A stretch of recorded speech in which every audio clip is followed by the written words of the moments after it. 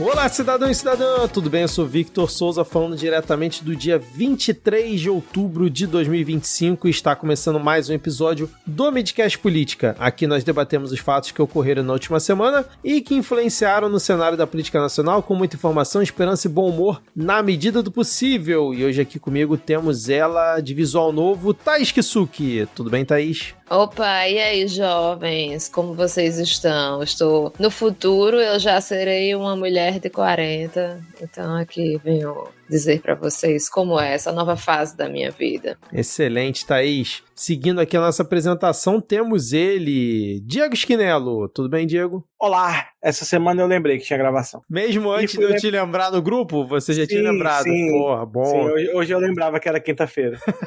E fechando o nosso quarteto de hoje, temos ela aqui, de volta ao Midcast Política, ela que já é de casa aqui, Paola Costa. Tudo bem, Paola? E aí, como é que vocês estão, meus coveiros de cemitério político? Vamos falar sobre isso, Paola. Talvez no momento leitura de títulos, talvez mais lá no final do episódio, mas falaremos sobre esse assunto. Hoje não temos nem Ana nem Rodrigo, que estão onde? Na Esbórnia, em Brasília. Falta de compromisso com esse podcast. Poderiam estar aqui gravando e estão bebendo. E pelo menos estão bebendo, que a primeira desculpa que deram foi que ia para negócio de stand-up. Não, isso aí, cara, isso aí seria inadmissível, cara, sério. Mas é isso, ouvinte, grave na sua memória esse momento. Quem está com você e quem está no bar. Vamos agora para o nosso primeiro bloco. O presidente Luiz Inácio Lula da Silva anunciou nessa última segunda-feira, dia 20, que o deputado federal Guilherme Boulos é o novo ministro da Secretaria-Geral da Presidência, pasta responsável pela relação do governo com os movimentos sociais. Boulos substitui o ex-deputado Márcio Macedo, do PT de Sergipe, que estava no cargo desde o começo do terceiro mandato de Lula em janeiro de 23. Após a nomeação, Boulos postou um agradecimento a Lula nas redes sociais e disse que sua missão como ministro será levar o governo para a rua. Uma fonte próxima ao presidente Lula afirmou ao blog da Ana Flor que Boulos ficará no ministério até o fim do mandato, o que significa que não sairá para concorrer à reeleição a deputado ou a outro cargo em 2026. E o Márcio Macedo, no vídeo que ele gravou, falando dessa troca, ele também deu a entender isso. Então, nesse caso, em março de 2026, os ministros que pretendem concorrer terão que deixar os cargos conforme determina a legislação eleitoral, e aí estão falando que o Boulos não vai deixar o cargo e vai ficar até o final desse governo Lula. Apesar dessa expectativa, o PSOL parece que está pressionando para que ele dispute o Senado em 2026. E aí eu queria saber o que vocês acharam primeiro da indicação do Boulos,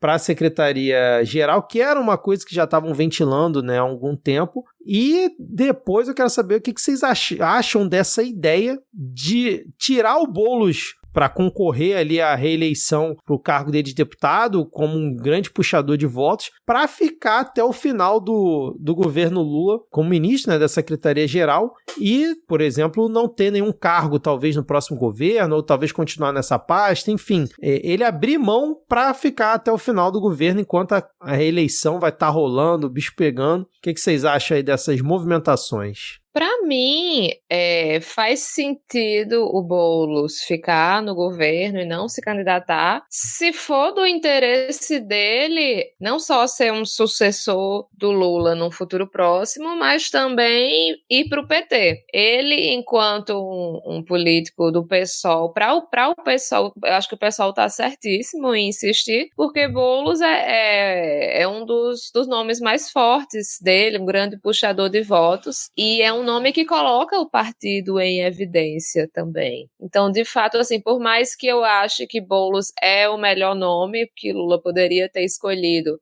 para esse cargo, pela experiência que ele tem com os movimentos sociais, mas, assim, para o Boulos, especificamente, eu não sei por que ele teria essa intenção de fazer esse movimento, eu não sei o que o Lula prometeu a ele nessas conversas. conversas que eles devem ter tido para ele aceitar esse cargo. Eu particularmente acho bem difícil essa ideia de que o Boulos não sairia para concorrer, porque não é incomum, na verdade é algo mais comum nos governos, você chamar um ministro que foi puxador de votos, que tem uma boa entrada com determinados grupos, alguém que tenha trânsito ali no poder legislativo, então deputados, senadores, etc., para cargos ministeriais, e aí quando você tem ou uma votação importante que precisa de votos para o governo, você exonera o ministro para ele lá votar, e quando chega a época de eleições, você exonera o ministro antes da campanha eleitoral começar, quando a campanha eleitoral vai começar, né, nesse período ali pré-campanha eleitoral, e aí, logo que finda o primeiro turno, o ministro é reconduzido ao cargo. Isso é extremamente comum, né? Eu acho muito difícil que o Boulos deixe de concorrer a alguma coisa em 2026, seja o Senado ou seja a Câmara dos Deputados. E eu até comentei no grupo, quando a gente viu essa notícia, que isso até poderia fazer algum sentido, no sentido de preparar o nome do Boulos para depois, mas para isso ele ia ter que ter uma puta de uma exposição nesse ministério, né? E um trabalho muito bem feito, não duvidando da capacidade do Boulos, mas considerando essa pasta não depende só dele, ele tem um trabalho muito bem feito, já que é uma pasta de relação, e ele teria que ter muita exposição, e essa não é uma pasta que costuma ter, vide o Márcio Macedo, que todo mundo descobriu da existência dele nesse exato segundo, quando o Vitor leu o nome dele, né? Ninguém sabia da existência, talvez umas 3 pessoas no estado do Sergipe, e quando muito. Então, se fosse ainda o Lula finalmente disse, não, vou preparar aqui o meu sucessor. Não é esse ministério que você bota o nome que vai para as cabeças, sabe? Então, eu não sei, como o Vitor disse, né, que promessas foram feitas por baixo dos panos, mas eu concordo absolutamente com o que as meninas falaram, que eu acho muito difícil você pegar você rasgar uma vaga. Simplesmente você vai, não quero uma vaga certa na Câmara. No Senado talvez seja mais difícil, né? Porque a briga, questão de dinheiro é mais complicada, mas você simplesmente rasgar uma vaga na Câmara, eu acho muito complicado e pouco provável também. Eu fui dar uma olhada aqui qual foi o desempenho do Boulos como na eleição de 22, né, para deputado. Então ele teve 1 milhão de votos, né, arredondando. Ele foi o mais votado em São Paulo.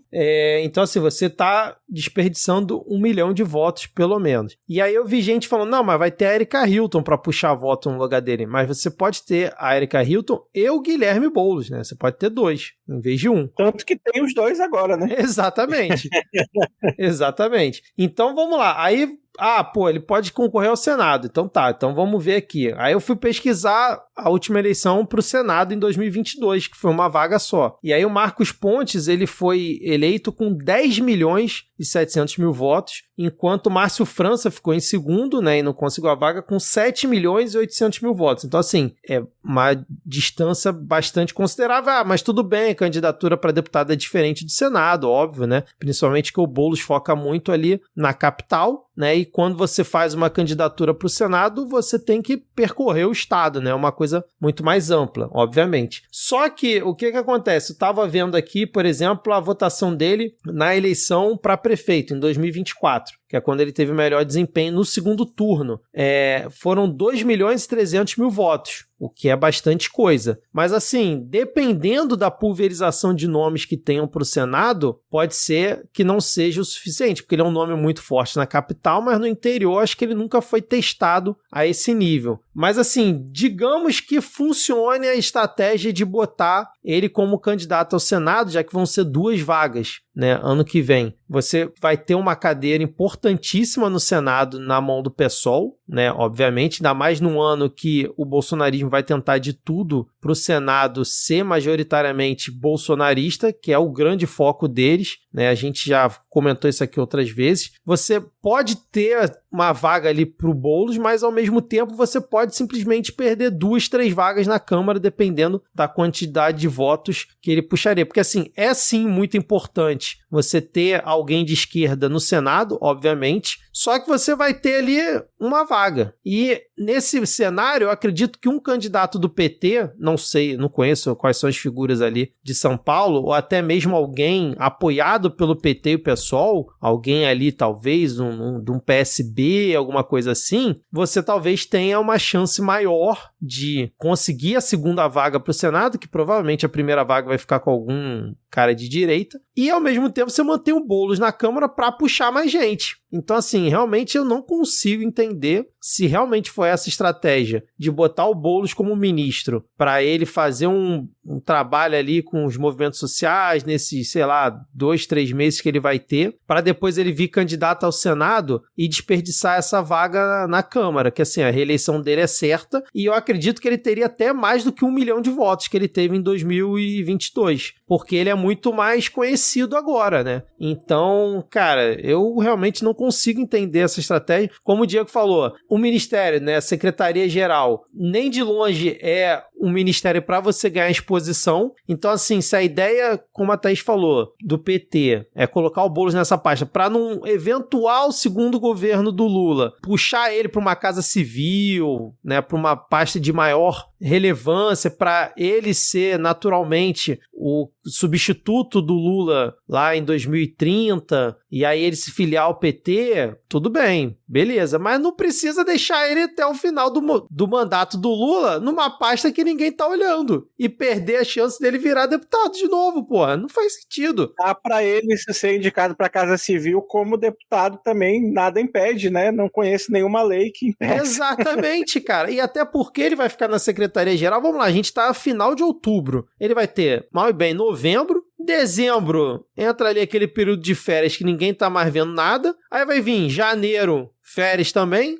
ninguém tá olhando para o Ministério da Secretaria-Geral, a articulação que esse ministério vai precisar fazer é quase nenhuma durante esses meses, aí vem fevereiro, março ele já poderia se descompatibilizar, né, do cargo, lançar a sua candidatura, ao mesmo tempo que ele já vai ter essa experiência, já vai ter essa coisa de ter sido ministro, entendeu? Então, assim, realmente, se for essa estratégia de deixar o Boulos na Secretaria-Geral da Presidência até dezembro de 26 e o cara não concorrer, não faz o menor sentido, cara. Realmente é uma das piores estratégias da esquerda e, óbvio, quem tá falando aqui é um comentarista de portal. Quem tá nos partidos, em teoria, sabe muito mais do que a gente, principalmente o Lula, né? Porque o Lula, ele tá articulando essa movimentação, senão ele não teria escolhido o Boulos para esse cargo. Mas, olhando com o que a gente tem de informação nesse momento, realmente é bem complicado a gente ter alguma esperança de que vai dar certo essa estratégia caso seja isso mesmo. E aí, vocês vão comentar mais alguma coisa ou não? Vão ficar calados? Não? Não, então estamos satisfeitos. Eu, pelo menos, estou, não sei. Vou ficar calada.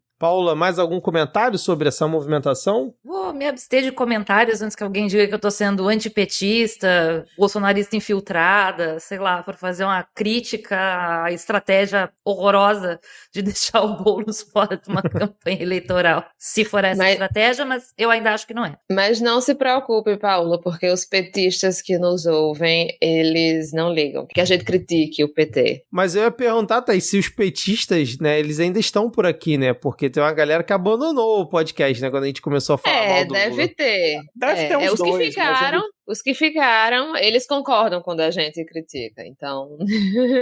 Eu tava pesquisando aqui que eu tinha visto quem que o pessoal apostaria, né, pro lugar do Boulos. Aí eu tô vendo aqui, bastidores apontam que Érica já demonstra estatura para representar bem o partido na Câmara, assegurar que o pessoal tem uma representação expressiva e manter seu espaço na Câmara. A expectativa é que Érica Hilton possa alcançar entre 700 e 800 mil votos, representando uma parcela significativa do total de votos que o partido costuma receber nas eleições. Pô, tudo bem, a Érica vai ter uma votação muito expressiva, mas o Boulos poderia ter também uma votação muito expressiva. Tem gente que pode até achar que eles podem dividir voto e tudo mais, mas eu acho que os dois entrariam com uma votação muito boa e puxaria mais gente do que foi em 2022. E aí eu tava relembrando que eles chegaram a comentar numa das reportagens que eu vi, que estavam cogitando a esposa do Boulos como uma das candidatas para manter o nome Boulos na urna e tentar puxar voto. Cara, não pode fazer sentido um negócio desse, cara, sério mesmo. Pra manter o Boulos na Secretaria-Geral, não pode fazer sentido um negócio desse. Não faz. A técnica da família Bolsonaro?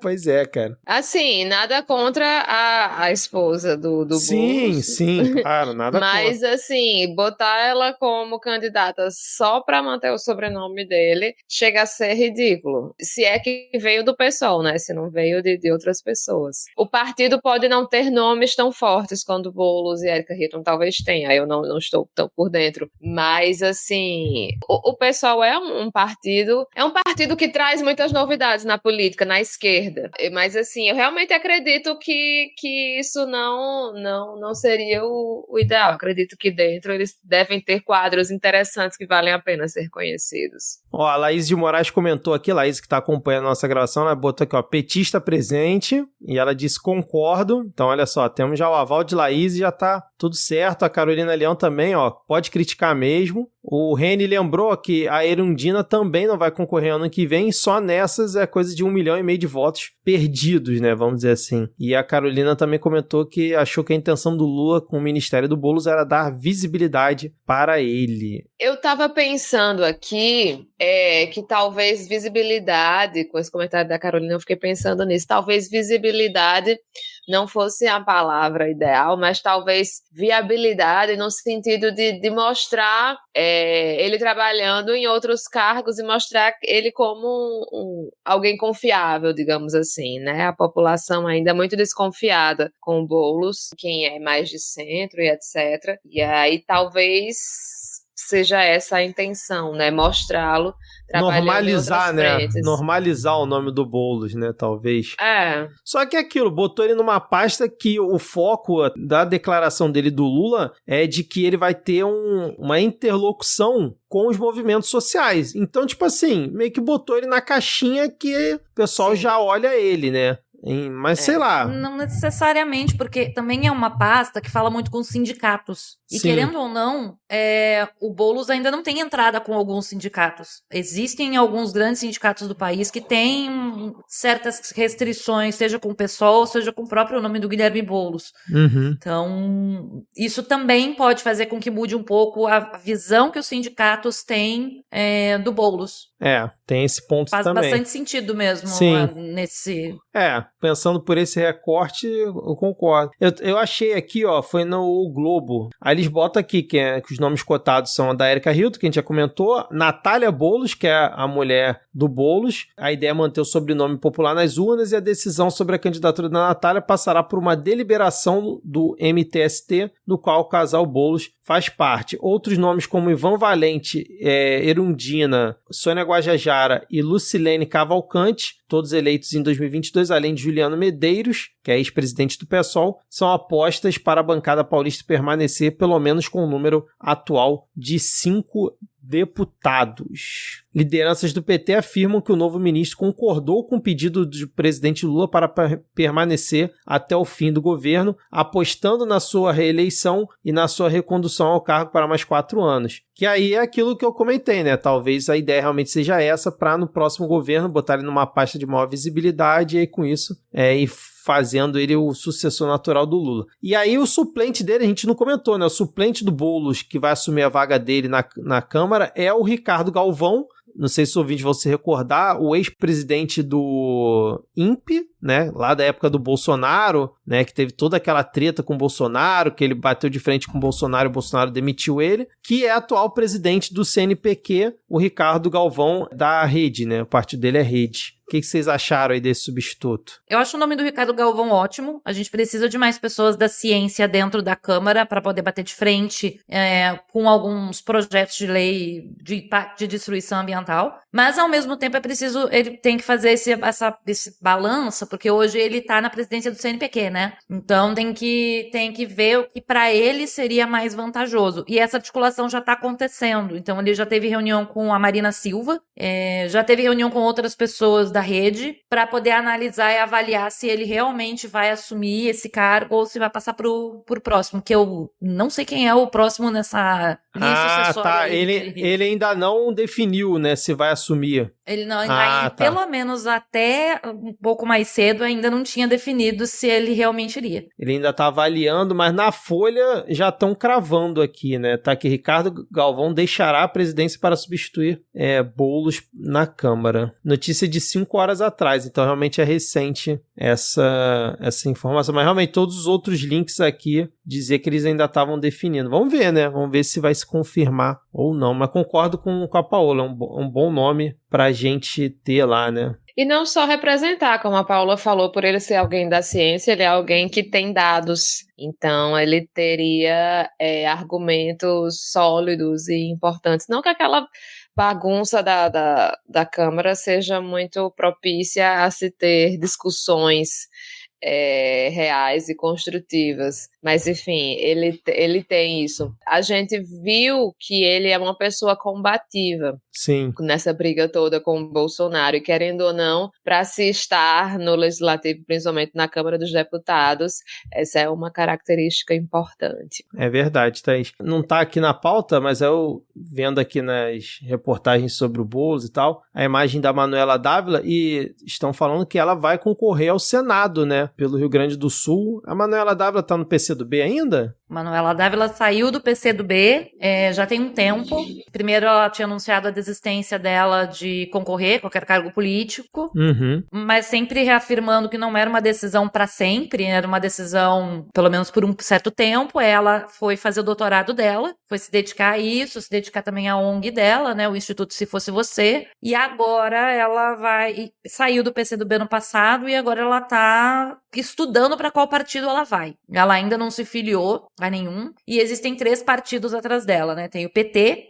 tem o PSOL e tem o PSB. Então, o João Campos e o Alckmin já tiveram encontros com a Manuela Dávila para falar sobre uma possível filiação dela ao PSB. Eu, particularmente, sendo do Rio Grande do Sul, eu digo pra vocês que ser do PSB seria bem mais fácil pra ela ganhar o Senado aqui. É o que eu tava pensando aqui também.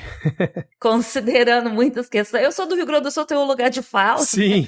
Sobre isso. Mas lá, sendo do PSB, acho que ficaria mais fácil atrelar a imagem dela ao Geraldo Alckmin, por ser do mesmo partido, etc. Acho que isso ajudaria muito. Aí ela conseguir a segunda vaga, né? Uma das 2 vagas, né? Ou sair em primeiro, ou conseguir ficar com a segunda vaga. E acho que o pessoal seria um pouco mais complexo para Senado. Para deputado federal, não, mas se ela fosse deputada, mas Senado, sim. Ainda seria muito difícil conseguir uma votação expressiva para o pessoal aqui no Rio Grande do Sul. E o PT do Rio Grande do Sul, eu prefiro não comentar para não ser cancelada em... A nível regional também, né? A nível regional, Cara, eu vou te falar, a gente ainda não comenta muito sobre isso, né? Porque a eleição, né, começa mesmo ano que vem e tal, e ano que vem a gente vai comentar muito sobre esse ponto, mas toda vez que eu lembro, assim, que eu penso que ano que vem são 2 vagas para o Senado, me dá um calafrio de pensar na configuração que a gente pode ter depois da eleição do ano que vem, cara. Eu evito até pensar, vou deixar pra me martirizar quando tiver pau quebrando lá na eleição mesmo. Toda vez que eu penso, dá calafrio, porque vai ser muito difícil, cara. Não, e até então, o Senado tem mantido, assim, um centavo da liturgia do cargo de senador da República, né? Então lá teve aquele negócio de motim lá, como é que é o presidente do Senado? Esqueci o Alcolumbre. O Alcolumbre conseguiu resolver rapidinho e tal, e não sei o que. Mano, vai entrar a carta do louco lá, como é que é o nosso querido? O pastor sargento Isidório, né? Pastor, sargento, cabo, soldado, obreiro pra baixo. Essa galera aí. O Davi Alcolumbre, que eu acho que concorre ao Senado, né? A tentar a reeleição, né? Não faço a menor ideia. Eu vou pesquisar aqui. Que eu ouço falar do nome dele, acho que sim. Mas enfim, só comentando sobre a Manuela, que eu fico muito feliz em saber que ela está retornando, porque eu acho que foi uma perda a saída dela.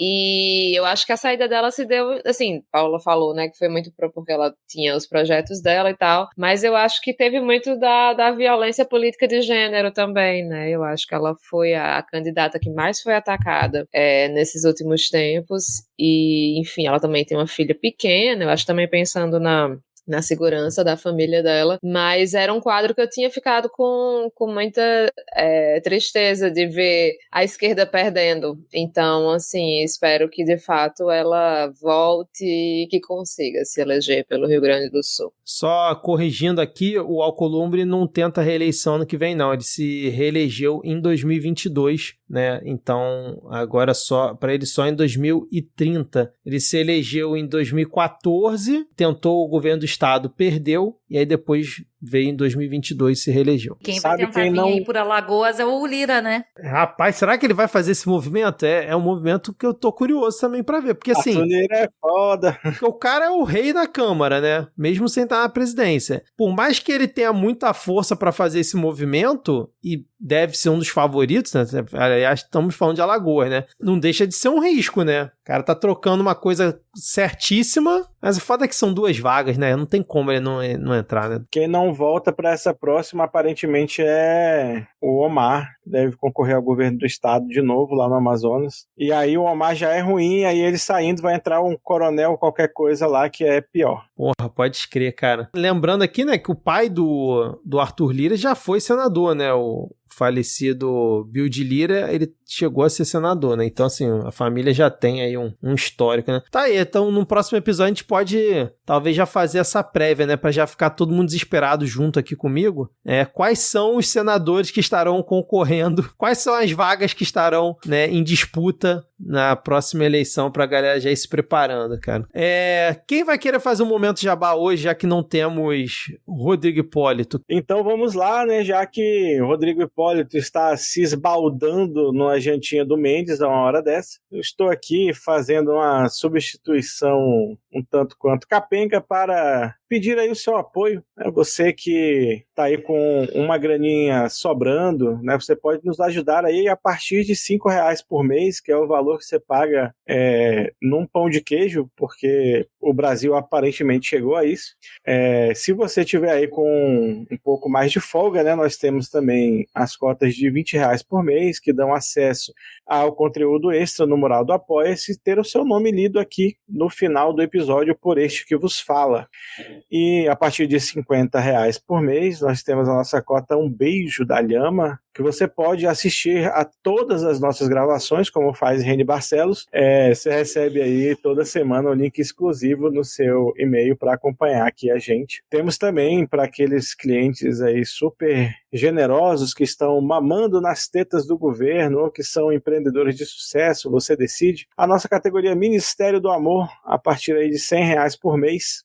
Você tem aí acesso a todos os benefícios das categorias anteriores e mais o nosso agradecimento especial, assim como os demais, para você aí nos ajudar. E se não tiver como, né, você fazer aí esse comprometimento mensal lá no Apoia-se, mas estiver sobrando um pingadinho aqui e ali, você pode sempre contribuir para a nossa chave Pix, podcastmedia@gmail.com, a rede social do brasileiro. Aí você pode fazer a doação ao valor que bem quiser, R$10 mil, por exemplo, é um exemplo assim, né? E a cada R$500 em Pix no mês a gente lança um episódio extra, garantindo que a gente só consegue fazer 4, né, quando muito, que esse mês a gente só conseguiu fazer 2, apesar da meta ter passado. Mas então a gente fica aí aguardando o seu apoio. Se não puder apoiar financeiramente, divulga, manda pra tia, manda pra avó, manda pro seu síndico do condomínio, pro porteiro, e diz pra eles virem ouvir aqui a gente falar os maiores absurdos também nos episódios extras, né? Lembrando que nós estamos com 61% da primeira meta alcançada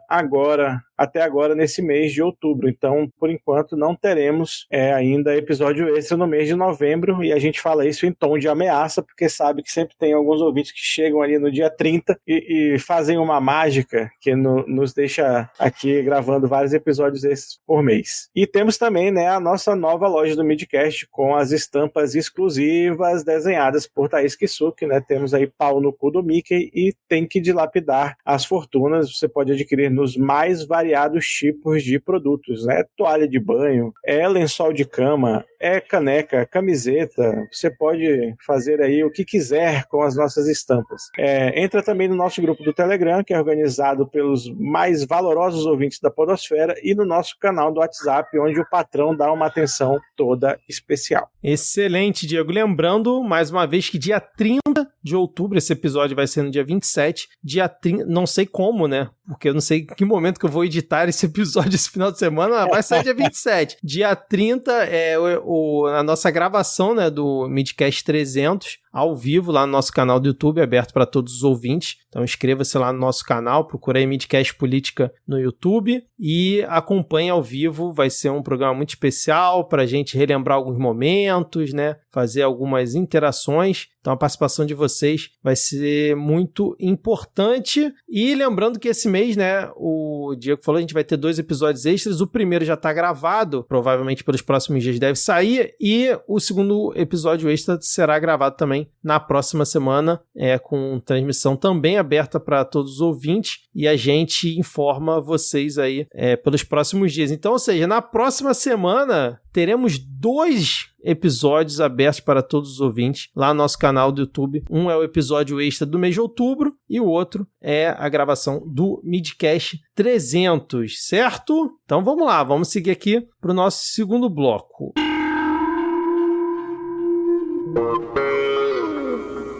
A Petrobras recebeu nesta segunda-feira, dia 20, a licença de operação do IBAMA para perfurar um poço exploratório em águas profundas na região da Foz do Amazonas. A área é considerada uma das novas fronteiras de petróleo e gás do país.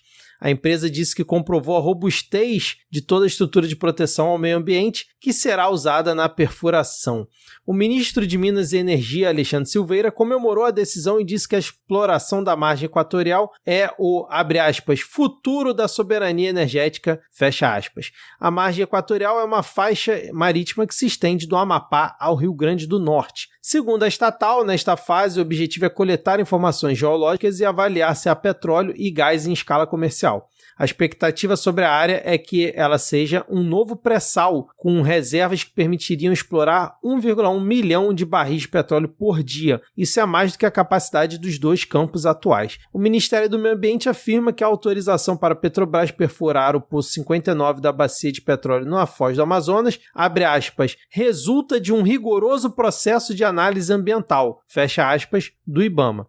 A emissão de licença do IBAMA traz 28 condições específicas para o início dos trabalhos. Segundo o documento, em caso de, abre aspas, violação ou inadequação de quaisquer condicionantes ou normas legais, fecha aspas, o IBAMA poderá suspender ou cancelar a licença concedida à petroleira. Entre as condicionantes estão a estrutura de resposta a acidentes com derrame de óleo no mar e até a previsão de que, durante a atividade de perfuração, haja um simulado de vazamento de óleo, tendo como foco o monitoramento, resgate, atendimento e transporte de fauna. O Observatório do Clima divulgou nota criticando a licença dada pelo IBAMA. Segundo a entidade, organizações da sociedade civil e movimentos sociais vão à justiça para denunciar a autorização. Lembrando que essa autorização foi dada aí há 20 dias da COP30, né? Faltam aí 20 dias e vem essa autorização. Um assunto que a gente já trouxe aqui algumas vezes, né? Que a Petrobras vinha tentando já há bastante tempo, insistindo no assunto. A gente teve já o Lula falando que tinha que explorar mesmo, Alcolumbre pressionando pra caramba, e agora a gente tem essa licença para perfurar, né, esse poço exploratório, como eles estão chamando, que é esse iniciozinho aí, como se fosse um teste para ver se realmente tem futuro essa exploração. O que vocês acharam dessa situação? Eu vi essa semana um post do fiscal do IBAMA no Blue Sky. E aí eu fui dar uma lida para ver o que ele estava falando, que segundo ele era uma questão de tempo, essa liberação do estudo. O IBAMA pediu uma série de condicionantes e a Petrobras fez a maioria, mas claro que houve muita pressão política, principalmente do presidente do Senado. Não só do presidente do Senado, né? A gente sabe, por exemplo, que Randolph, que é do próprio partido, era uma das pessoas que mais estava pressionando por isso, né? O próprio fiscal do IBAMA fala que é contrário à exploração, mas que pelo processo legal, o processo legal está sendo seguido pelo IBAMA e pela Petrobras, e que a lei atualmente permite. Então, assim, não há o que fazer a não ser seguir o rito legal. E continua alegando que é melhor que isso aconteça nesse governo do que num governo autoritário, que iria tentar desmobilizar o IBAMA, enfim. Ele fala sobre uma decisão estratégica do governo e fala até como uma forma de menciona que talvez fosse uma negociação para não haver uma destruição do licenciamento ambiental, que inclusive essa semana aí estavam ameaçando, né, novamente a retomar a questão da devastação, enfim, com os jabutis, com as outras formas aí que eles têm, né, de retomar os assuntos problemáticos. Mas, assim, uma questão que é muito, muito feio, né, a gente, às beiras da COP30, tá perfurando mais um poço de petróleo, quando a gente deveria estar abolindo o uso dos combustíveis fósseis. Então, assim, inclusive, o que tem sido avaliado é que as metas de 10 anos atrás, acho que foi em Paris, né, não foram cumpridas, não estão sendo cumpridas. A gente está indo por água abaixo. É isso, né? O PT, uma das críticas que a gente faz ao PT é que a política do PT é uma política desenvolvimentista, né? Que ainda acredita que explorar petróleo indefinidamente, furar poço e não sei o que, é uma questão de soberania nacional. Só que isso não condiz com o discurso do Lula no exterior, né? De que vamos proteger o meio ambiente, etc e tal. Então, assim, é uma dualidade de discursos dentro do Partido dos Trabalhadores, o que não é uma grande novidade, mas que é realmente uma pena que isso esteja acontecendo. E aí, a gente volta e meia fala de um pouco de uma falta de visão estratégica, às vezes, do governo. Porque, beleza, a Petrobras está prospectando agora, mas daqui a pouco aparece, sei lá, é eleito um governo de extrema-direita, vende esse poço para uma gigante internacional e aí deu merda, né? Porque a gente sabe o que acontece quando empresas petroleiras privadas internacionais aí protagonizam grandes acidentes de vazamento de óleo, que é nada, né? Feijoada. Nada acontece feijoada. E aí teve uma pesquisa, né, feita pelo Instituto de Pesquisa Científica e Tecnológica do Estado do Amapá, com apoio do Greenpeace, que soltou aí algumas boias de monitoramento na foz do Amazonas para ver onde iria parar se houvesse, por exemplo, um vazamento de óleo no ponto de perfuração ali dessa bacia. E tem uma boia dessa que já chegou na Guiana. Passou a Guiana Francesa, passou Suriname e chegou lá na outra Guiana, né? Então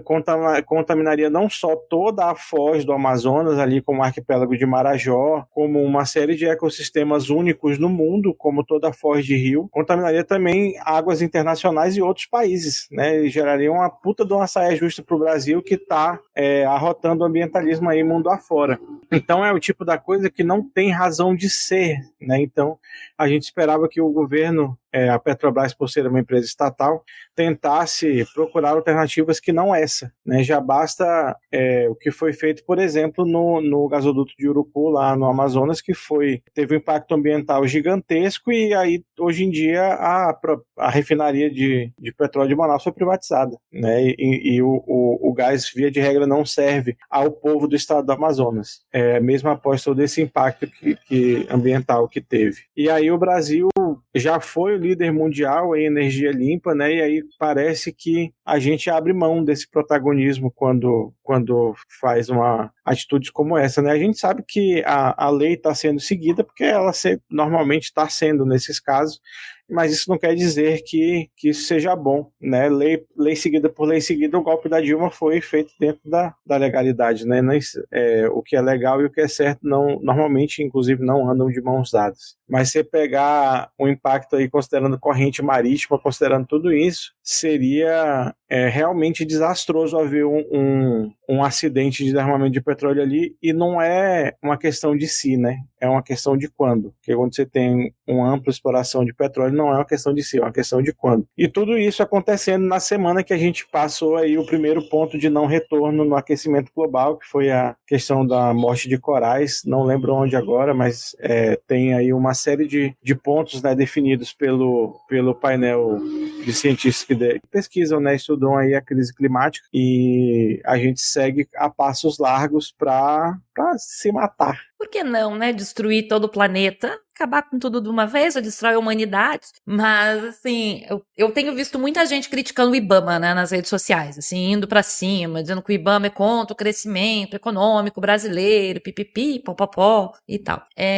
Em 2023, que foi quando o IBAMA, primeiro para lembrar, né, toda grande obra precisa de um estudo de impacto ambiental. Qualquer grande obra, isso é lei. Ah, mas a obra não sei da onde, a obra não sei do que. Bom, teve gente que foi algum órgão de fiscalização, foi conivente e acabou permitindo que às vezes são coniventes, principalmente quando são obras em que dependem apenas de fiscalizações locais, de fiscalizações municipais. A gente às vezes acaba tendo conivência de secretarias de meio ambiente, de secretarias ligadas à vigilância, enfim, para poder, né, deixar algumas obras acontecerem. Mas toda grande obra precisa desse estudo. E precisa entregar para órgão de fiscalização o relatório de impacto ambiental. Isso é um fato, é o EIA-RIMA, né, o estudo de impacto ambiental e o relatório de impacto ambiental. Isso foi entregue em 2023 com muitas inconsistências técnicas. O IBAMA apontou todas as inconsistências técnicas ali. Entre essas inconsistências, o fato de que eles não tinham feito nenhum estudo, e aí o Diego trouxe agora essa questão do estudo que mostra que um vazamento de petróleo pode trazer o óleo para a costa, né? Pode trazer o óleo para as praias. Então, isso não tinha naquele estudo de 2023. A gente tem outras inconsistências técnicas, porque a região essa região toda, né, da margem equatorial, ela é uma área que é berçário de vida marinha, então ali a gente tem várias espécies que estão naquela região e se reproduzem somente naquela área, e elas vão ser impactadas diretamente com qualquer tipo de mancha de petróleo, ou mesmo com a instalação do poço de petróleo, com a instalação com o processo ali, a obra acontecendo. Não existe nenhuma obra desse tipo e não existe exploração de petróleo com dano zero ambiental. Não existe. Mas você precisa fazer um estudo mostrando quais os impactos vão ter. Principalmente quando você tem, como eu falei, esses berçários. Porque você precisa registrar que você não vai extinguir uma espécie animal ou que você não vai fazer com que exista uma redução ampla dos sujeitos de uma determinada espécie. Então, isso precisa tudo aparecer nesses relatórios. E não tinham dados suficientes. Então, o IBAMA barrou, não é porque o IBAMA é contra o crescimento econômico brasileiro, o IBAMA é contra o Lula, o IBAMA está sendo pago pelo George Soros para derrubar o governo Lula. Não, sabe? Ele está fazendo o trabalho dele. O trabalho dele é esse. Foi barrado, os estudos foram refeitos, eles se entregaram novamente e agora, como o fiscal colocou nas redes dele, eles autorizaram e o negócio vai começar. Eu acho lamentável, porque nós não deveríamos estar discutindo 30 bilhões de barris de petróleo para manutenção de combustíveis fósseis, nós deveríamos estar discutindo a transição energética. Aliás, a gente já deveria estar fazendo isso há muito tempo, porque essa discussão ela não é nova, essa discussão não começou ontem, né? Essa discussão, assim, no mínimo, pra gente, assim, discussão sobre queima de combustíveis fósseis gerando danos ambientais irreparáveis, a gente tem, assim, no mínimo, uns 2 séculos falando sobre isso. Porque tem um artigo de 1896 do Arrhenius que fala sobre isso. Combustíveis fósseis geram gases do efeito estufa e geram aquecimento global. 1896. Faz um tempinho aí que a galera tá falando sobre, né? Já dava pra ter pensado na gente tirar o petróleo e começar a usar outras energias há um certo tempo. E não é como se o painel intergovernamental de mudanças climáticas, o IPCC, já não tivesse nos últimos relatórios avisado que o Rio Grande do Sul ia ficar embaixo da água e o resto do Brasil ia pegar fogo. Só vai aumentar um pouquinho mais, só vai, né, continuar. Eu ouvi vocês 3 aí comentando, mas eu confesso que eu tô tranquilo. Sabe por que eu tô tranquilo com isso? Porque o nosso ministro de Minas e Energia, o Alexandre Silveira, esse grande ambientalista, conhecidíssimo ambientalista Alexandre Silveira, né, para quem não conhece a ironia, tá, gente? Ele disse o seguinte, que o petróleo brasileiro é um dos mais sustentáveis do mundo. Vou repetir aqui. Ele esfria a terra, é isso? Eu vou repetir aqui. O nosso... Daqui a pouco vai meter o Trump e falar Our Beautiful Green Petroleum. Eu vou repetir. O nosso ministro de Minas e Energia, Alexandre Silveira, né, celebrando aí a licença que o IBAMA deu, ele disse que o petróleo brasileiro é um dos mais sustentáveis do mundo. Eu achei engraçado quando ele fala isso, que é um dos mais, eu queria entender qual que é o mais sustentável do mundo. É o que? O da Arábia? Aí ele bota aqui, fizemos uma defesa firme e técnica para garantir que a exploração seja feita com total responsabilidade ambiental dentro dentro dos mais altos padrões internacionais e com benefícios concretos para brasileiros e brasileiras. Então, tipo assim, eu tô super tranquilo. O que poderia dar errado, né, numa exploração como essa, depois de tudo que Thaís, Diego e a Paola comentaram aqui? Nada, né, cara? É óbvio que não pode dar nada errado. A própria presidente lá da Petrobras falou também que eles vão seguir os mais rigorosos critérios para poder fazer essa exploração com responsabilidade e qualidade técnica. E eu acho que o ponto que a Thaís falou, né, do discurso do Lula para fora é ainda pior, né, quando você vê uma situação como essa sendo aprovada. Até o Reni comentou aqui, né, que não gosta desse argumento, né, de que se não fizermos, eles vão e fazem pior, né, falando de um governo de extrema direita, por exemplo, né, quando dava para ninguém fazer, e quando a gente votou exatamente para eles não fazerem, que é isso, cara. Quando se votou no Lula, não era para chegar aí, Lula, porra, vai lá, fura uns poços de petróleo aí, cara, pra poder produzir mais barril, queimar mais coisa na atmosfera. Não, pô. Pelo contrário, o Lula, ele vai na ONU, ele fala que o Brasil tem a matriz energética mais limpa do mundo. O Lula recebe aí o presidente da BYD, fica inaugurando fábrica para produzir carro elétrico e tá sempre celebrando isso. Aí ele vai e cobra os países ricos, né, que tem que cobrar mesmo. Ele vai discurso na ONU, né, defendendo o meio ambiente, que tem que fazer, mas você não vê ele na ONU falando, aí gente, achei um baita de um poço de petróleo lá na Foz do Amazonas, estou pensando em furar aquela porra toda lá para gerar mais... Ele não fala isso lá, mas aí chega aqui internamente e a gente tem essa atitude do governo, né, e não só do governo, de parlamentares ligados ao governo. Então, assim, é muito triste, é muito lamentável que a gente esteja vendo mais uma situação como essa em um governo do PT, e que daqui a 10, 20 anos, quando der a primeira merda, né, como muito bem o Diego comentou, a gente vai se lamentar novamente e lembrar que foi em um governo do PT que foi dada a autorização para essa situação acontecer, né, cara? Mas o Alexandre Silveira garante, gente. O Alexandre Silveira garante, então fiquem tranquilos. E lembrando, não ataquem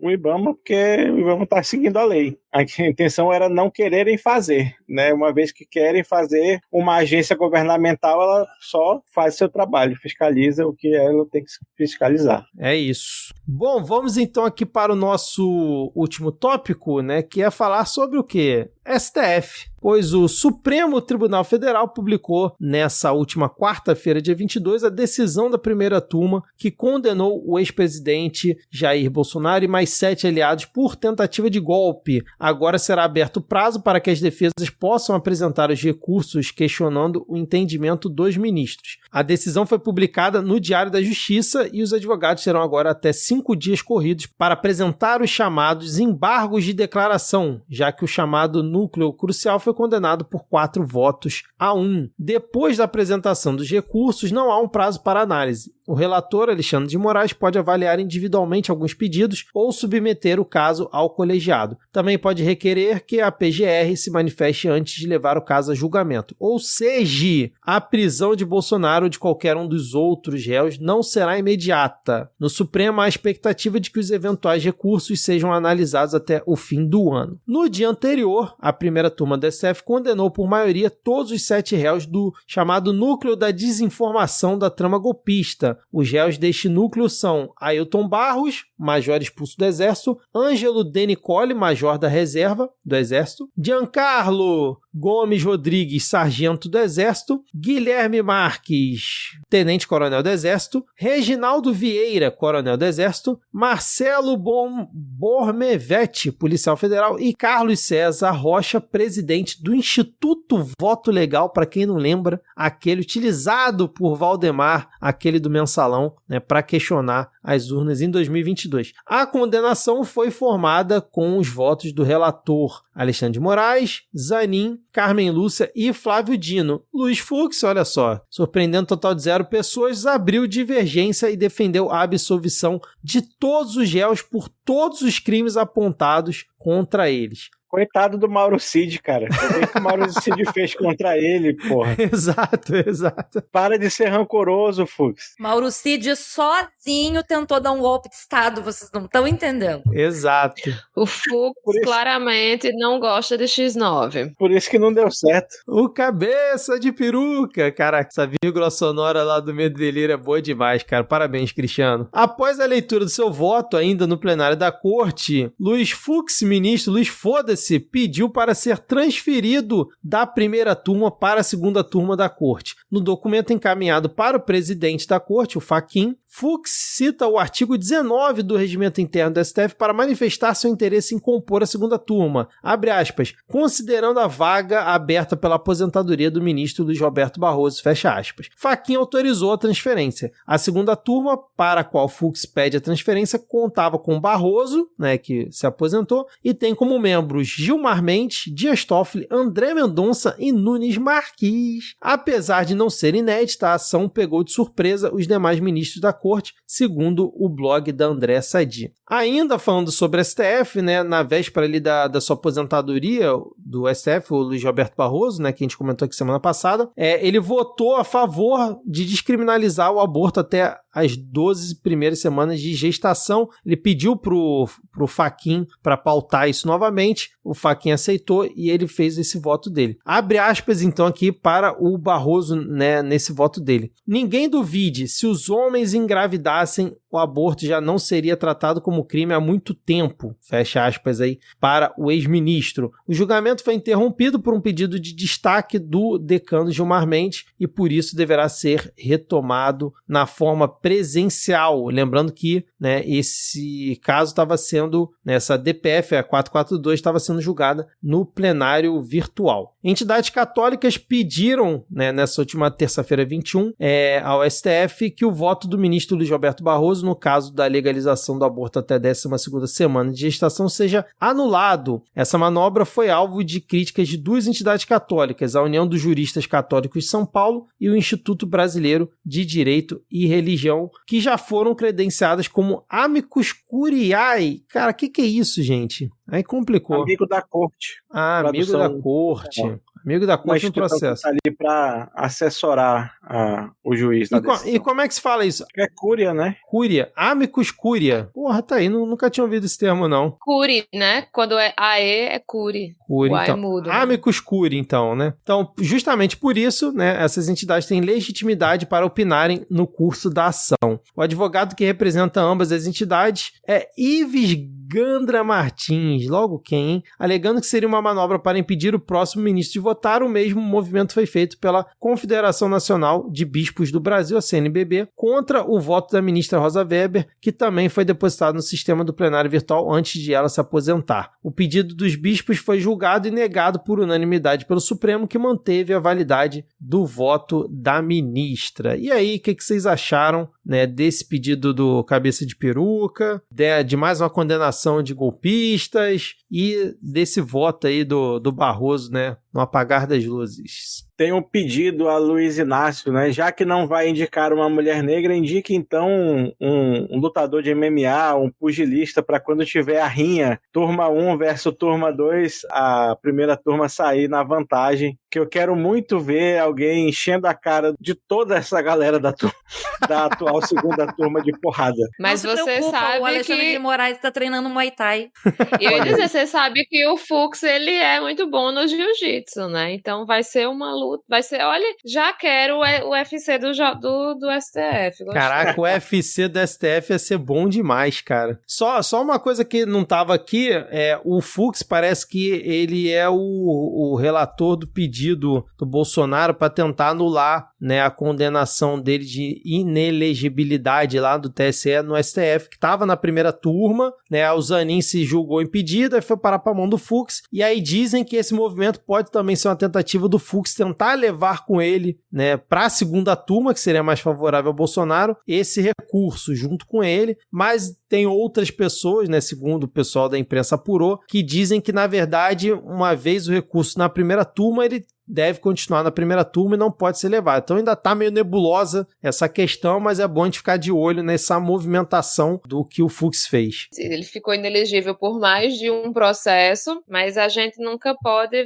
ficar achando que a parada tá ganha. Provavelmente isso não possa ser mudado, né, mudar de turma, mas é isso, chega um momento que o próprio plenário pode decidir que, não, a partir de agora pode mudar, e aí isso, né, ser alterado. Agora, o Fux, não, eu acho que ele não só quis mudar de turma para fazer essas maracutaias, essas manobras, mas eu acho que ele não estava mais aguentando sofrer bullying de Flávio Dino, de Carmen Lúcia, de Alexandre de Moraes. E ele fez, não, eu não quero mais andar com essa gentalha. Porém, ele tá indo trabalhar com quem? Gilmar Mendes, que eu acho que Gilmar Mendes sozinho é pior do que esses outros três, assim.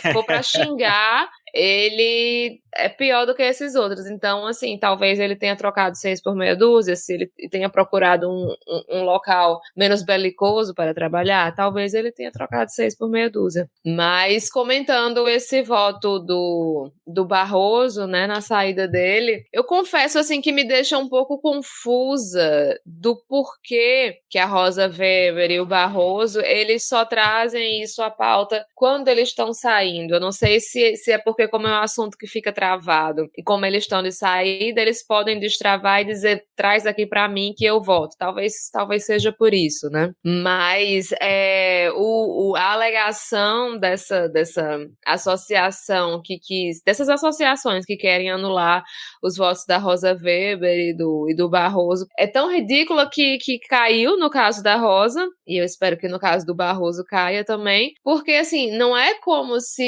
eles quisessem impedir o próximo ministro de votar. Eles têm o direito de votar sobre um assunto que eles consideram crucial antes de sair do cargo. Então, assim, não faz o menor sentido. Agora, claro que para um advogado que diz que o exército é o poder moderador, então, né, isso não é de se admirar. Mas eu queria também falar sobre algo que me deixou muito mal, que fala muito sobre a nossa vivência enquanto mulheres, enquanto a gente é odiada, enquanto a gente sofre, enquanto a nossa vida não vale nada. As mulheres que cometem aborto, seja ele legal ou ilegal, elas são maltratadas no sistema de saúde brasileiro. Mas as mulheres que não cometem aborto, elas também são maltratadas. Então, mulheres que sofrem aborto espontâneo, que desejam ter filhos e que sofrem aborto espontâneo, elas são tratadas como criminosas quando vão no hospital atrás de uma curetagem. E na semana passada teve uma mulher que sangrou até morrer porque ela estava no meio de uma crise de endometriose e a equipe do hospital achou que ela tinha cometido um aborto, então ela merecia morrer por causa disso.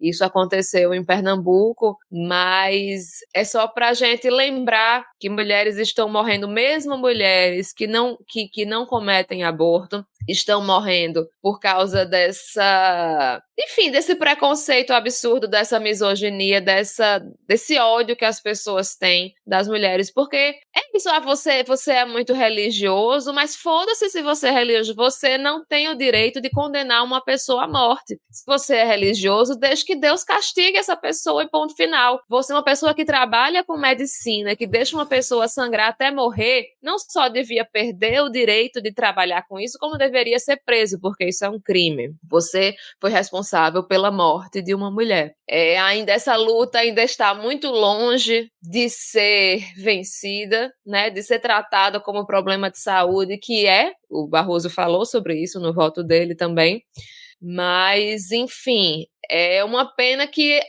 o único arrobo de discussão que a gente tenha sobre esse assunto seja justamente quando algum ministro do STF minimamente progressista está em vias de se aposentar. E é um assunto que trava, né? Todas as vezes que a gente tenta retomar esse tema, essa pauta, trava. E em todas as formas possíveis o Congresso Nacional está tentando destruir com o aborto legal, que é o pior, porque a gente não está falando aqui de ampliar direitos, a gente está falando de tentar manter a garantia do mínimo que já existe. O mínimo que já existe. Eles estão tentando mudar a legislação e vai passar, e esse é o pior, vai passar dentro do Congresso e o STF vai ter mais uma trava na questão do aborto até 12 semanas e vamos continuar esperando mais tempo ainda para conseguir até que, não sei, mais um ministro saia da corte e decida adiantar o voto. Vai ser isso, sabe? E tem outra coisa, Paula, que eu me lembrei agora, que está sendo criada a bancada cristã, né? Realmente está sendo criada a bancada cristã. Então vai ser mais uma galera que vai lutar contra os nossos direitos com todo fervor. Eu não sei se a Paola saberia explicar melhor. Quando oficializa, institucionaliza essas bancadas, eles começam a ter uns direitos dentro do Congresso, né? Tu saberia explicar melhor pra gente como funciona isso? Quando agora a gente vai ter a bancada cristã, né? Sabemos que não terá a bancada ateia, nem a agnóstica, nem a umbandista, nem a espírita. Vai ter só a bancada cristã mesmo, formada por católicos e evangélicos, por sinal. Pra ninguém dizer que são só os crentes que estão sendo assim, são católicos e evangélicos que estão formando, tá? No momento que eles formam uma bancada, eles passam a ter voz no plenário como lideranças, como tempo de liderança. Então, quando você tem alguma discussão em plenário, cada grupo, cada bancada tem 5 minutos de fala em plenário. E a bancada cristã vai passar a ter 5 minutos em plenário também para falas. Que é um a mais, né? Além do tempo comum que um parlamentar pode falar, é o a mais. E ainda, eles também passam a poder fazer parte das reuniões de líderes da casa. Então, sabe quando acontece assim lá, o Hugo Mota vai reunir os líderes para falar, como foi o projeto da anistia, por exemplo. Ele foi lá e reuniu os líderes para dizer, não vou botar essa porra para votar, né? Ele reuniu as lideranças para fazer isso. A bancada evangélica vai poder ter um representante nessa reunião de lideranças. Então, eles passam a ter uma voz ativa, como tem a bancada feminina do Senado, como tem a minoria da casa, a maioria da casa, etc. Eles também passam a ter. Isso é péssimo, porque a gente está dizendo que eles têm voz como liderança. A gente está dando uma liderança para alguém que não é líder de partido, não é líder de federação, e a gente está dando mais tempo para eles falarem no parlamento pelo ponto de vista do conservadorismo. Então a gente está dando mais espaço ainda para os conservadores falarem no parlamento. Uma coisa que eu não entendi desse assunto, vai ter a bancada cristã e continua tendo a evangélica? É que a bancada evangélica não é institucionalizada. Ah, entendi. A gente que chama a bancada da bala, a bancada evangélica, a bancada da Bíblia, a bancada do boi, a bancada das betes agora, né? A gente chama porque são grupos políticos afins, mas eles não são institucionalizados. A bancada cristã passa a ser institucionalizada. Como é a bancada feminina, por exemplo, dentro do Senado. Entendi. Caramba. Que as mulheres têm, né, um tempo de liderança. Eu acho que quem acompanha da época da CPI da Covid deve lembrar que que não tinha nenhuma mulher na CPI, mas o Omar Aziz colocava as mulheres que estavam lá a falar, mesmo ela não sendo membro da CPI, porque elas pertenciam à bancada feminina. Então a bancada feminina tinha um tempo de fala. E aí elas ficavam se revezando entre Simone Tebet e Elisiane Gama. Galera. É de mal a pior. Só pra dizer aí pra essa galera que entrou com a ação querendo anular o voto do Barroso, se o Lula indicar alguém que tivesse um voto diferente, eu vou pessoalmente dar um cascudo no Lula lá em Brasília, tá bom?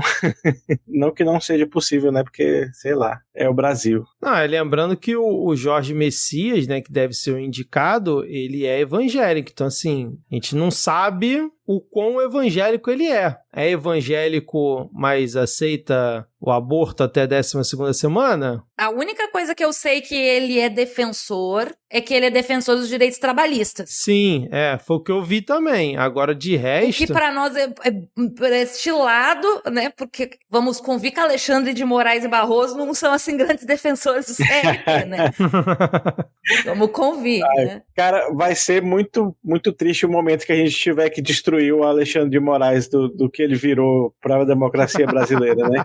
Que ele era o que ele era quando foi indicado pelo Temer, aí ele se transformou em outra coisa, aí quando ele voltar vai ser um momento muito triste para a história do Brasil. É mais uma coisa pra gente jamais perdoar o Bolossauro, né, cara? Porque ele também criou essa situação, né? Essa celeuma pra gente, né? O pessoal ia pras ruas protestar contra a indicação do Alexandre de Moraes na época do Temer. E jardineiro paraguaio a Xandão da capa preta. Exatamente, cara. Bom, mais algum comentário? Quero deixar para os ouvintes do Midcast que agora na virada do mês, quando for fazer as compras, já deixa aquele espumantezinho, aquela cervejinha guardada, porque na primeira quinzena de novembro vem aí regime fechado do Bolsonaro. Eita ferro. Aproveita a viradinha do mês aí, já deixa aquela reservinha ali aquela bebidinha que você gosta. Ah, mas eu não bebo nada alcoólico, Paola. Não tem problema, pode ser um suquinho, pode ser aquele seu chá que você gosta, pode ser um café especial, né? Você deixa ali aquela bebida especial na reserva, entendeu? Primeira aquele quinzena? Quitutezinho na reserva, porque vem aí. O Vitor vai tomar um mineirinho. Já vou comprar meu mineirinho aqui. Se tudo der certo e as coisas acontecerem como a gente está prevendo, a contagem regressiva vai começar a partir da virada do mês ali. Então, até o dia 15 a gente já vai ter algumas definições e provavelmente até o dia 15 de novembro saia a decisão. Caraca. Vá para a papuda, senhor. Se fosse no dia 15 ia ser emblemático, hein, cara? Apesar de ser num sábado, ser no dia 15 ia ser emblemático demais. Eu ia dizer aqui que o aniversário do Lula é no dia 27, seria um ótimo presente para ele também, se fosse, né, adiantado. Não, mas é 27 de novembro? Porque a defesa não vai adiantar. De outubro. A defesa não vai rolar, porque a defesa não vai adiantar. A defesa, dia 27 de outubro, é o último dia da defesa para uma parte dos embargos. E depois eles têm ainda os infringentes, que é quando tu contesta a pena. E aí são mais 10 dias para eles poderem apresentar isso. Os infringentes não vai acontecer nada, porque a gente já tem deliberação da primeira turma de tentarem fazer embargo, mas como foram 4-1, não foi 3-2, eles simplesmente vão lá e olham pro papel e dizem, foda-se você. E taca fora. É isso, assim. Aquela Débora do batom lá, que deu todo o trelelê com os bolsonaristas, foi assim, abriu o precedente. Agora, por mais que o Fux tenha tentado, não salva a pele do Bolsonaro. Isso soa como música para os meus ouvidos, Paola. Muito obrigado por isso, cara. Então, galera, já vai se preparando aí, fazendo estoque. Quando virar o cartão, já vai começando aí a fazer as comprinhas. E, obviamente, o dia que isso acontecer, a gente abre uma live aqui pra comemorar todos juntos, né? É aquele gif, vem aí, vem aí. Vitor, por favor, nada de falar de qualidade de som nessa live, porque vai estar todo mundo na rua, correndo, né, pelo amor de Deus. Não, esse dia tá liberado e os ouvintes também vão entender, né, cara? Então é isso, gente, fechamos aqui esse nosso segundo bloco, né, falando aí sobre exploração da Foz do Amazonas, STF, e vamos agora para o nosso momento leitura de títulos.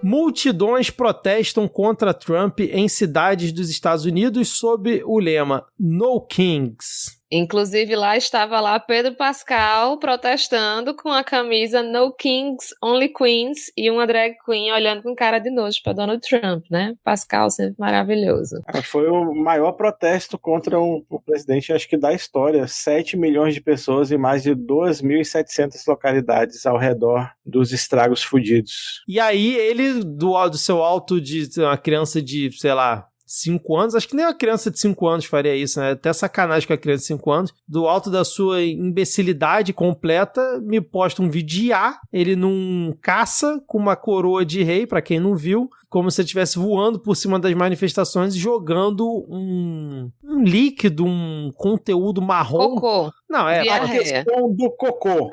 Exatamente. É porque ele pode alegar que, sei lá, ele tava jogando lama na galera, enfim. Mas assim, de uma imbecilidade completa, né, cara? Pelo amor de Deus. Sim, e a gente achando que o auge era perguntar o que era Golden Shower, né, cara? Aí ele vai e me faz essa. Puta que pariu. Não, e assim, a galera dos republicanos puto com esse mote No King, sendo que meio que quem começou essa história foi o próprio Trump postando fotos de si mesmo como rei. Exato. Sim, exatamente. Trump cobra do governo Trump compensação equivalente a 1,2 bilhão por investigações contra ele, diz jornal. Um dos melhores dos últimos tempos, que, porra, Trump cobra do governo Trump é maravilhoso, pô. É só pra ele quem poder não tá construir entendendo. o salão de baile dele, né? Pra quem não tá entendendo porra nenhuma, ele foi processado durante o governo Biden, aí ele tá pedindo indenização contra o processo que foi movido movido contra ele, só que agora ele tá no governo, e aí ele decide se vai autorizar. Não, a reforma na Casa Branca é um negócio, assim, inacreditável, cara, que ele tá fazendo. E eu gosto muito de assistir isso, porque, cara, os caras estão experimentando algo que eles não tinham ideia do que era possível, e foda-se, pau no cu do Mickey Mouse, amigo. E ele falou que ia, não, eu vou fazer um salão de festa, mas vai ser do lado da Casa Branca, não vai encostar. Aí, do nada, derrubou metade da... A reta escavadeira derrubando a porra toda lá. Bom demais.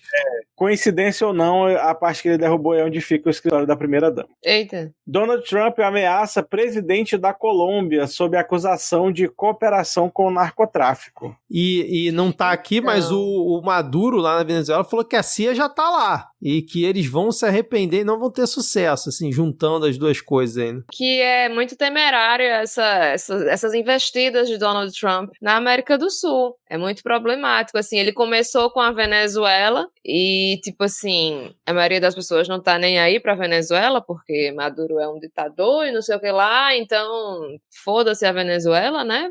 Não, isso não é um comentário meu, eu tô falando assim o que as pessoas pensam, tá? Por favor. E aí agora se voltou contra a Colômbia com essa história de que, é isso, né? Ai, tráfico é isso. No Oriente Médio é todo mundo terrorista. Aqui na América do Sul é todo mundo traficante. Então, assim, sob esse argumento de que vai lutar contra o tráfico, ele já falou que ia fazer o que ele quisesse. E, assim, eu não acho que a gente está seguro aqui no Brasil, não. Apesar de Lula não ser tão ousado quanto Petro e ter mais amigos do que o Maduro, eu não diria que nós estamos seguros, até porque nós somos um país muito rico. Então, assim, Donald Trump não precisa de argumentos sensatos e sérios e reais para fazer o que ele quiser. E nós sabemos que não dá para contar com o nosso exército por 2 motivos. Primeiro, porque eles são golpistas e é capaz de eles ajudarem os Estados Unidos. E segundo, que, sim, eu acho que os nossos tanques peidões não vão conseguir lidar com o exército dos Estados Unidos. Eu sei que o Lula tá querendo ser amiguinho do Trump, né? Vamos diminuir as tarifas, estão tentando se entender, fazer as pazes, mas a América Latina tem que se unir, tem que ficar de olho bastante aberto, porque senão o negócio vai feder tanto quanto a merda que o Donald Trump jogou no videozinho ridículo de IA dele. Quanto a esse comentário da Thaís, eu tenho um título surpresa para ler aqui.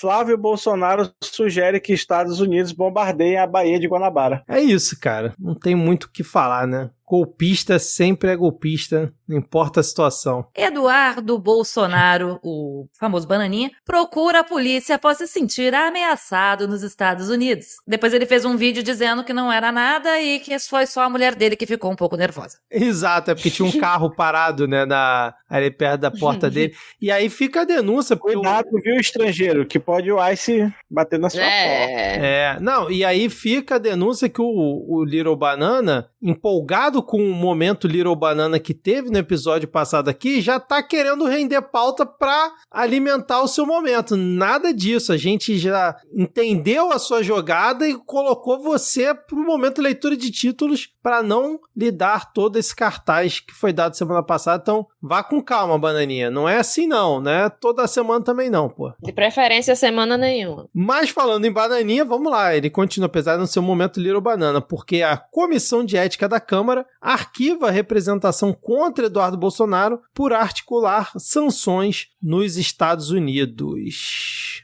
Eu estou sem palavras, na verdade. Eu não sei o que dizer, apenas sentir. Conselho de Ética, né? Comissão de Ética que queria caçar Glauber Braga porque ele deu um empurrão no mané do MBL, mas atentar contra a soberania nacional, aí tudo bem, aí não é problema nenhum, não. E lembrando que ele já deveria ter sido caçado por faltas. Aqui em 2025, ele faltou aos 70% das sessões na Câmara dos Deputados. Nunca trabalhou tão bem. Enquanto deputado, É verdade. nunca votou tão bem enquanto deputado. Mas como nesse ano. marqueteiro do Lula, ele tá sendo ótimo. É verdade. Comissão da Câmara aprova urgência para projeto que dobra a taxação sobre bets. Eu acho que eu tô vivendo um dia da marmota com esse negócio de taxação de bet. Aí a galera bota dobra, né? Mas o dobro de pouco ainda é pouco, tá? Câmara aprova proposta que cria regras para decisões individuais no STF e restringe ações de partidos pequenos, também conhecida como o projeto de lei Sai, Pessoal! E conhecido como sendo inconstitucional. Mais uma vez a Câmara votando algo inconstitucional. Isso sim que deveria ser chamado de lei da mordaça. Pois é. Sanae Takaishi é eleita premier do Japão e se torna a primeira mulher a chefiar o país. Ela também é conhecida como Margaret Thatcher asiática. Exato. Então, assim, não fiquem felizes, né, de ver a primeira mulher a chefiar o Japão. Mulheres no topo, pero no mucho. É por isso que vocês não estão vendo o movimento feminista comemorar. Nem a mais nova feminista do pedaço, Cíntia Chagas. Justiça do Rio dá 30 dias para Antônia Fontinelli voltar ao Brasil e cumprir pena por injúria contra Felipe Neto. Após reunião com Alcolumbre, Lula adia indicação de Jorge Messias para o STF. Ministros esperam que o anúncio aconteça após a volta de Lula ao Brasil no dia 28 de outubro. Eu tinha dito no episódio passado que estava prego bater de ponta virada, mas essa manchete aí me deixou temerosa. Pois é, cara. Daqui pra frente é só pra trás. Tudo pode acontecer, assim como nada também, né? Então, e lembrando que parece que nesse próximo domingo, acho que o dia antes de sair o episódio, é a expectativa do encontro do Lula com o Trump lá na Indonésia, né? Que pode ser que aconteça. O primeiro encontro oficial entre os presidentes Lula e Donald Trump, desde o tarifaço aplicado pelos Estados Unidos a produtos brasileiros, aconteceu hoje na Malásia. A reunião foi considerada muito positiva. Com a presença de bolsonaristas, Ciro Gomes se filia ao PSDB e associa PT à corrupção e criminalidade. Também conhecido como água é molhada, a chuva cai para baixo e o vento venta. Não, e você vê que o Ciro já entrou no modo PSDB, né? Porque esse negócio de PT, corrupção, criminalidade, me poupe, Ciro Gomes. Que coisa mais demodê, mais antiquada. Isso nem tá mais na moda falar esse tipo de coisa. Ei, Ciro, mas deixa eu te perguntar, se você ganhar, quem assume é o Aécio? Caralho, já pensou? Ele vem como candidato vice ao Aécio. Puta merda, aí vai fazer Mas total a Andressa sentido. Matais, que vocês sabem que tem muita circulação na direita, ela anunciou, hoje ela fez uma reportagem, saiu uma reportagem na coluna dela do Metrópolis, falando que o PSDB tá tentando se aproximar do Michel Temer. Caramba, hein, para cara? a candidatura à presidência. Nossa senhora. É a cara do PSDB. Eu acho bom, porque o Estamos PSDB em 2010? Estamos em 2010? é o primeiro que partido isso? morto-vivo do Brasil. Ele só gosta de lidar com zumbi, com morto-vivo, com vampiro. É gótico, o PSDB tá Não, gótico. e veio aí o Tô Calvo, né? Que a gente comentou aí alguns episódios atrás. Veio aí. Finalmente veio o Tô Profecia. Calvo. E aí, finalmente encontramos com a abertura que a Paola fez no início do episódio, né? Quando ela fala de cemitério e tudo mais. É isso, né, Paola? Finalmente chegamos aqui, né? A referência, né? Pegamos a ref. Vamos lá. Ministério Público italiano dá parecer a favor da extradição de Carla Carla Zambelli, diz a AGU. Mas eu vou fazer um lembrete, a gente fez esse lembrete no camarote. O Procon, ele afirma que é 30 dias só para devolução. Agora a Itália que se vira lá. que se vire. Não queremos. Se vira aí Mas com o eu shampoo dela, né, cara? Rodrigo Paes é eleito, não confunda com o Eduardo Paes, tá? Rodrigo Paes, PAZ, é eleito presidente da Bolívia. Eleição encerra 20 anos de governos de esquerda. Será que vai ter paz na Bolívia? Cara, vamos acompanhar, né? Vamos ver. Vídeo, 2 pontos. Júlia Zanata acusa Galinha Pintadinha de ser da União Soviética e do PSOL. Gente, alguém avisa pra Júlia Zanata que a União Soviética não existe desde a década de 90, pelo amor de Deus. Caraca, Aí galinha quero... pintadinha da União Soviética. Cara, eu não vi esse vídeo, não. Pera aí, que eu vou tentar aprender isso É aqui. muito bom o vídeo. Assista. Pera aí, não. Eu vou botar aqui na... Tu Vamos. acompanhou a guinada socialista da galinha pintadinha no Instagram? Nossa, Tá sabendo dessa treta? maravilhoso. Eu não acredito. Eu vejo, sabe, eu só acredito vendo. Eu não acredito. Não, pera aí, eu vou botar aqui pra gente ver isso eu junto aqui. Vocês já devem ter visto, mas eu vou botar aqui pra ficar pros ouvintes também aqui. Agora. Vamos lá. Você deixaria o seu filho assistir um desenho que defende a transição de gênero, critica o capitalismo e ainda exalta a União Soviética? Talvez isso já esteja acontecendo, porque nós vamos falar aqui hoje sobre o desenho da Galinha Pintadinha, um dos maiores e mais famosos desenhos infantis do Brasil e do mundo. Especificamente sobre o que acontece no canal do Instagram. Pera aí, cara, a musiquinha de trilha sempre me pega nesses vídeos da extrema-direita, né, cara? Aquela coisa de tensão. Puta que pariu. Cara, quem é esse cara do lado dela? É marido dela? Deve ser o marido dela. É o marido dela, o Colombo. Que também é deputado, não é? Uma coisa assim? Da Eu não lembro qual a função dele, não, além de ser marido da Florinha. Não, eu acho que foi porque na época que ela fez a filha de Escudo Humano e ele apoiou, né, a ação dela. Eu acho que eu botei na cabeça que ele era também. Deles. Pois é, depois de ficarem famosos, resolveram transformar o seu canal do Instagram em uma fábrica de militantes do PSOL. As publicações vão desde críticas ao capitalismo e elogios à União Soviética, um regime que matou mais de 20 milhões de pessoas sob o regime de Stalin.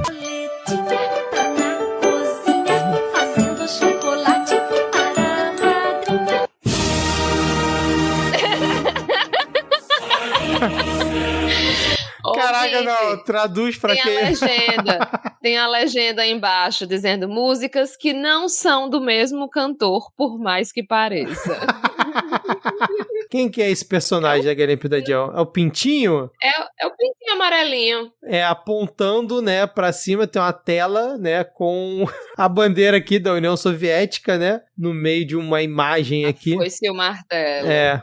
E o mais curioso, uma marca que movimenta 3,5 bilhões de reais em produtos e licenciamentos. Criticam o capitalismo, mas vendem e lucram muito. Cara, onde que eles criticaram o capitalismo? Eu ainda não entendi aonde foi a crítica deles. Eles criticam o capitalismo, eles criticam tudo. Eu perguntei se tu tem acompanhado. Não tenho acompanhado, não. Vitor, então, o perfil da Galinha Pintadinha é a coisa mais incrível. Assim, é isso que eu falei, eu olhava, eu fazia, eu não estou acreditando no que os meus olhos estão vendo. Agora, sim, eu acho que a Zúlia Janata deve...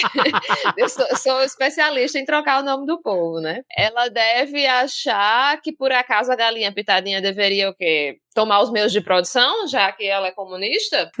Mas a Galinha Pintadinha diz que tem que tomar os meios de produção. Tem vários posts dizendo que tem que tomar os meios de produção, inclusive da Baratinha, Dona Baratinha é a favor de tomada do meio de produção. Caraca, eu vou passar a seguir agora o perfil da Galinha Pintadinha, cara, pelo amor de Deus. Siga. Vale a pena continuar o vídeo ou já tá bom já? Já tá bom, né? Ou tem mais coisa boa? Bom. Tá bom, né? Acho que tá bom. Não, a melhor parte é essa que eles falam que é a Galinha Pintadinha da União Soviética. Caraca, maravilhoso. Vamos então pro último título aí. Vamos lá. Bloco Muriçocas do Miramar é reconhecido como Patrimônio Cultural de João Pessoa pela Câmara Municipal. Então... Aê, muito bem. Parabéns aí, Thaís Kisuki, família inteira aí. Obrigada. Os fundadores, os grandes idealizadores aí do bloco, né, Thaís? Exatamente. Ano que vem o bloco faz 40 anos também. E bloco que já foi a maior prévia de arrasto, prévia carnavalesca de arrasto do mundo. Já saiu até no Guinness Book. Sensacional. Muito bom, Thaís. Parabéns pra vocês aí. Vitor, antes de a gente seguir aqui, eu queria dizer, né, que depois do Tu Calvo veio aí o Tu Gótico. Meu Deus. Deixa eu até ampliar aqui a tela. O Partido Morto-Vivo, que só se mete com vampiros e Caralho, bulls tô e gótico. coisas do gênero. Vai se ferrar, cara. Que isso, olha isso. Puta merda. Cara, que Manda é isso no essa bico? aqui, Que é isso no bico dele, cara? Que tá... É uma o quê? tatuagem. É uma É tatuagem? uma tatuagem. Peraí, deixa eu botar em tela meio cheia aqui. cyberpunk. Ah, tá, é que eu não tava em tela cheia aqui pra mim. Caraca, cara, a gargantilha é maravilhosa, cara. Tem o Olavo, né? Tem o Olavo na na gargantilha, é. dele. Ai, meu Deus do céu. Pena que o ouvinte não tá podendo assistir aqui. É apenas quem nos apoia lá na categoria Um Beijo da Lhama ou Ministério do Amor tá tendo essa oportunidade aqui de ver o Tu Gótico. Ai, meu Deus do céu, cara. É isso então. Vamos para as cartinhas da Xuxa.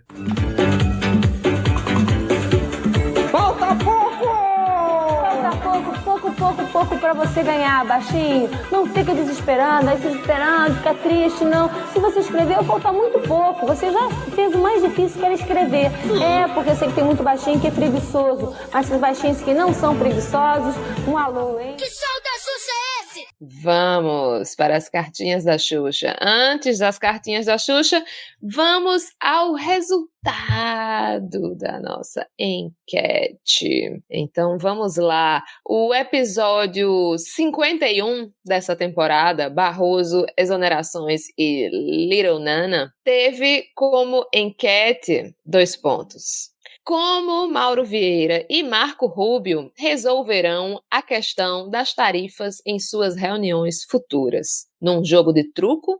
Em um jogo de adedanha-onha? Passa ou repassa com torta na cara? Ou jogando laranjinha? Então nós tivemos 7 votos no Instagram, 19 no Telegram, 22 no Spotify e 28 no WhatsApp. Em quarto lugar, com 13% dos votos, ficou em um jogo de adedanha-onha. Em terceiro lugar, com 14% dos votos, jogando laranjinha. Em segundo lugar, com 18% dos votos, vocês viram que ficaram bem próximos os votos. Ficou num jogo de truco. E com 54% dos votos, ficou a opção passa ou repassa com torta na cara. Todo mundo querendo ver o Mauro Vieira enchendo a cara do Marco Rubio de tortas. O Marco Rubio todo torto de tanto levar torta na cara. Exato, foi de lavada essa aí. Mais uma vez, estamos juntos, Nação Zapper. Mais uma boa escolha. E os comentários do episódio. A Delcy disse que só depois de ler a descrição do episódio que ela entendeu o que era o Lil Nana. Lele Riso falou que a maior contribuição da Patrícia Leles para a humanidade foi ter chamado de Bananinha. Ela ama essa fic. Amamos todos, Lele. Marina Fonseca falou que o maior terror para pessoas desmemoriadas como ela é quando pedem para lembrar de algo memorável dos últimos anos. Meu cérebro simplesmente fica assim. E aí ela botou aquela imagem que é o seu Cebola e o Cascão gritando desesperados: o que está acontecendo? O que está acontecendo? Eu não sei, eu não sei. Inclusive, pessoas, mandem e-mails, recebemos poucos e-mails com os momentos mais memoráveis dos últimos anos para a nossa retrospectiva. É retrospectiva, né? Nossa retrospectiva. Não, para o nosso episódio especial 300. Não vamos criar muita expectativa aí que vai ser retrospectiva, não. Vai ser um especial. Vai ser um especial para a gente celebrar. Exatamente. VG Souza, que não é o Vitor Souza do podcast, disse que ele discorda de mim, porque o Little Banana não é um homem que nunca lê um livro e tenta falar difícil. Ele leu sim, mas esse livro era do Olavo de Carvalho. A Vanessa, divina e maravilhosa, disse que está ansiosa pela retrospectiva do Midcast e que tenha o prêmio Carla Zambelli de Gol Contra. Ela disse que eu fui genial nessa fala. Vamos ter que escolher o vencedor desse troféu aí, pelo visto. E para finalizar, Douglas Santana falou que achou ótima a imitação do Rodrigo de Caco Antibes. Se Sai de Baixo ainda lançasse episódio novo, com certeza Miguel Falabella colocaria essa fala no roteiro de um episódio. Então, esses foram os comentários no Blue Sky, no Spotify, no Instagram e no YouTube. Então, assistam, comentem e compartilhem o Midcast em todas as redes sociais. É isso aí, precisamos muito que vocês compartilhem pra gente continuar chegando a cada vez mais pessoas, hein, galera? Vamos lá. E hoje o nosso mais caloroso abraço vai para André Luiz Alves, Leonardo Spor, Kel Cândido, Iana Tavares, Eduardo Vasconcelos, Edna de Lourdes, André Benjamin, Bianca Damascena, Denis Almeida, Guilherme Wagner, George Alfradique, Denise Tamarosa, Guilherme Anselmo, Elisnei Menezes, Flávia Schiocchet, Ricardo Jalotto, Marina Duarte, Eduardo Leão, Camila Braz, Joana Porto, Daniele Filarete, Ana Iris Marques, Gabriel Pires, Wagner Gomes e Rodrigo Rocha. Muito obrigado. E no episódio de hoje temos um beijo da Lhama com um gostinho de kisuke para Bruno Teixeira, Hugo Albuquerque, Mariana Zampol, Laís de Moraes, Fernanda Carvalho, Carolina Leão, Maria de Fátima, Cristine Medeiros, Tiago Luiz Pereira, Pablo Cardoso e Rene Barcelos. E no Ministério do Amor temos a Mauri de Melo e o Ouvinte Misterioso. E aí, Diego, temos enquete essa semana? Temos aqui uma enquete que vai dar o que falar aí na esquerda brasileira, né? Depois do anúncio da excelentíssima deputada Júlia Zanata, que é o ícone infantil Galinha Pintadinha, né? Como diria a filósofa moderna Paola Costa, dê a ordem, camarada Pintadinha. Então nós gostaríamos de saber, né, já que a Galinha Pintadinha já passou pela União Soviética, qual o próximo hit do socialismo histórico você gostaria de ouvir na voz da Galinha Pintadinha? A primeira opção, a Dona Aranha Maoísta. A segunda opção, a Formiguinha Juche. A terceira opção, uma das minhas preferidas, devo dizer, que é o Roximinho Amarelinho. O Roximinho Amarelinho ficou muito maravilhoso. E o melhor é que o nome dele já é Roximin com até o H. Eu só coloquei um Ozinho no final. E a quarta opção, a Loja do Mestre Thomas Sankara. Melhor enquete que já tivemos. Caraca, maravilhoso. Aí, essa aí vai ser briga de foice aí. Foice e martelo. Vai ser essa briga, essa enquete aí. Os trocadilhos estão maravilhosos. Então, vão lá. Caralho, a Dona Aranha Maoísta pra mim me pegou demais, cara. Eu vou votar nessa aí. Vai se ferrar. A Dona Aranha Maoísta. Caraca, bom demais. E foi... socialismo pra todos os gostos aí, hein? Não, e foi a enquete sem qualquer tipo de debate, né? O Diego escreveu aqui, ele sugeriu as opções e é isso, gente. Perfeito, perfeito. É a pessoa mais qualificada pra construir essa enquete. Caraca, podcast. Sensacional, cara. Ai, Deus. Ai, vamos lá. Sério, ouvinte, se uma enquete como essa não vale um pix pra podcastmedia@gmail.com, sério, eu não sei mais o que eu não sei o que mais vale. Ai. Bom, créditos finais aqui, esse episódio usou fontes de uma caralhada de gente, como diz Cristiano Botafogo, né, lá no Medo e Delírio, não deu pra atualizar aqui. Edição desse que vos fala Victor Souza, não sei em que momento do espaço-tempo, mas vai acontecer. E esse podcast foi apresentado, né, que por mim, Victor Souza, Thaís Kisuki, Diego Esquinelo, Paola Costa. As nossas redes sociais são midcast.com.br lá no Blue Sky, Podcast Mid no Instagram e o nosso Pix, né, que eu acabei de falar, podcastmedia@gmail.com. E Paola, pra quem por acaso quiser continuar lhe escutando, segui-la, como é que faz? Pode me seguir em Paola DCS e em qualquer rede social. As redes que eu tô on é Paola DCS, o Demudo.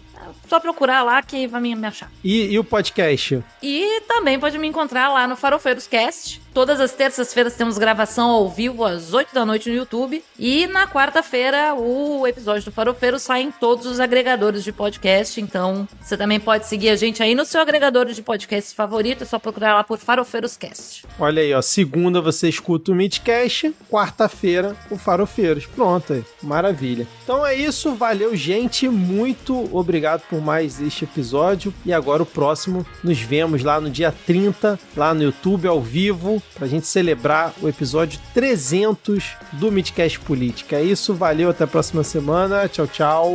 Valeu. Valeu, cheiro.